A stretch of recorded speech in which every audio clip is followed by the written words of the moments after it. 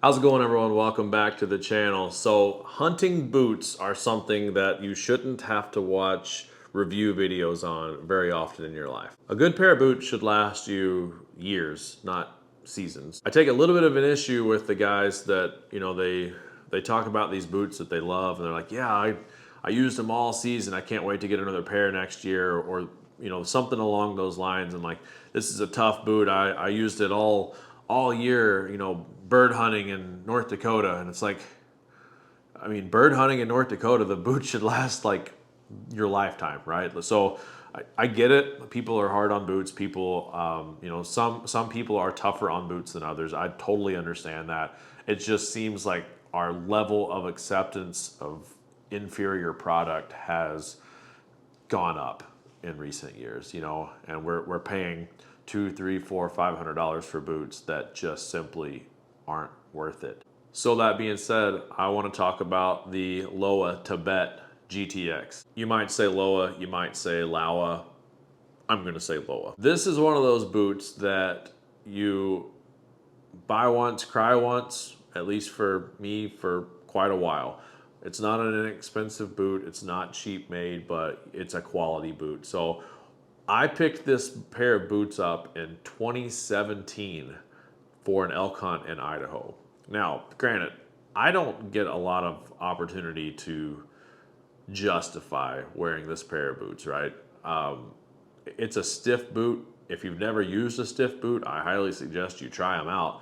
I feel like you can walk farther, longer, you can do more with them. At first, a stiff boot just doesn't feel as comfortable in my opinion, but at the end of the day, it still feels the same. Your calves get tired before your feet get tired. So if you're looking for something that you can carry a lot of weight, or you're going to be doing a lot of side hilling or anything like that, like stiff boots are the way to go in my mind. The Lowa Tibet GTX, that means Gore-Tex, I've had them leak like a little bit, like with melting snow or something. That seems like melting snow just gets through anything, but very, very rarely. And it's like the top of your foot has a little bit of dampness.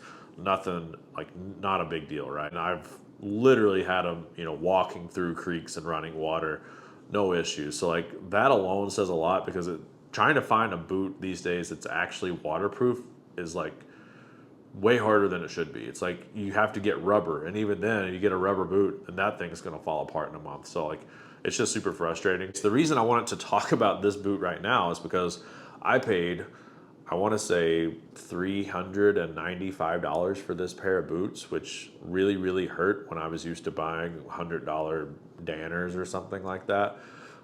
Again, one of the best decisions I've ever made as far as hunting gear, because this is one of the few things that's lasted that whole time. But I recently seen that Scheels is having a sale right now, and by the time you watch this video, maybe they won't be, but in any case, they're having a sale right now. You can buy a pair of Lowa Tibets for $250, which is, I think MSRP is like $410 or $415, so like 160 some dollars of savings basically. You don't see that very often. It's not very often you can buy this quality of a boot for 250 bucks. So if the sale's still going on whenever you watch this, I would suggest going over there. I'm not affiliated with Scheels in any way. I wish I was, because they're an awesome store. Customer service is second to none. But in any case, I'm in Fargo. That's the store to go to.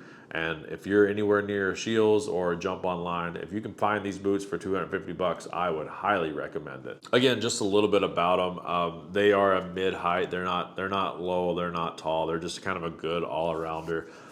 The flex on them, at this point, I have a lot of hunts, a lot of backpack hunts, a lot of bird hunts, just all kinds of stuff. I've hunted multiple species, multiple states. So yeah, I don't put on the miles like somebody who lives in Montana or Idaho does, but I do put some on every year, and I'm on year 8 now of owning these. So there's some time on them, and the flexibility is still, they're still a super stiff boot. So like I can, without putting a lot of effort in, I can get them to bend to like right there.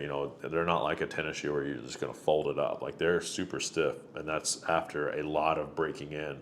They're still a very stiff boot. One thing, a lot of boots do this, but it's just something worth mentioning. They have this little nub on the tongue there that you kind of cross your laces around that keeps the tongue from sliding over. It's obviously just a small thing, but in my experience, if you can keep that tongue from sliding around, that's awesome. It's been super helpful.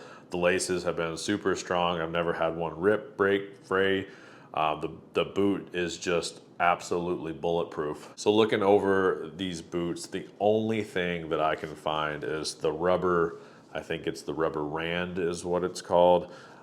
In one spot here, kind of right where it bends, it's starting to peel back. It's maybe a 1/4 inch of it you can pull away from. Honestly, I could throw a little super glue in there and pop it right back up and it's good. It's by no means falling apart. You do got the Vibram soles on these boots. Kind of the industry standard for just good soles, right? They hold up well. There's no chunks missing. There's not a lot to say about boots, right? It's either you like them, you don't, they hold up, they don't, they're waterproof or they're not. These boots have held up to a lot of different types of terrain. They've been very waterproof. They've been very comfortable.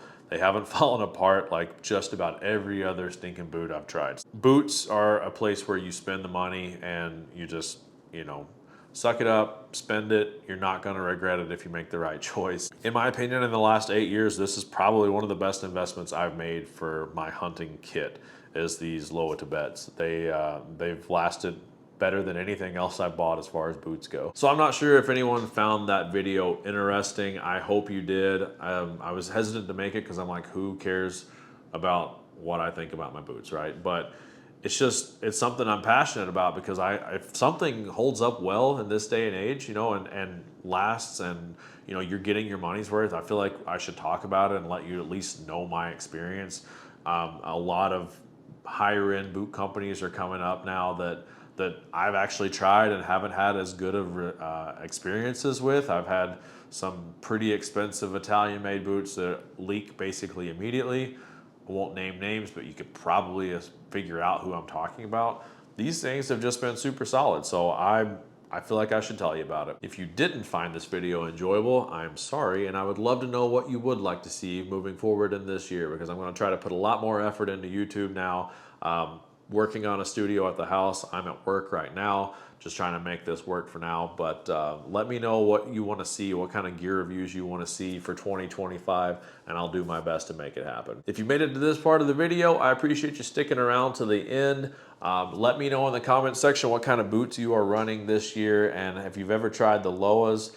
Let me know what you think. And again, if you're looking for boots and the sale at Scheels is still going on, I can't recommend these enough for $250. Thanks again for watching. Till next time, y'all be safe.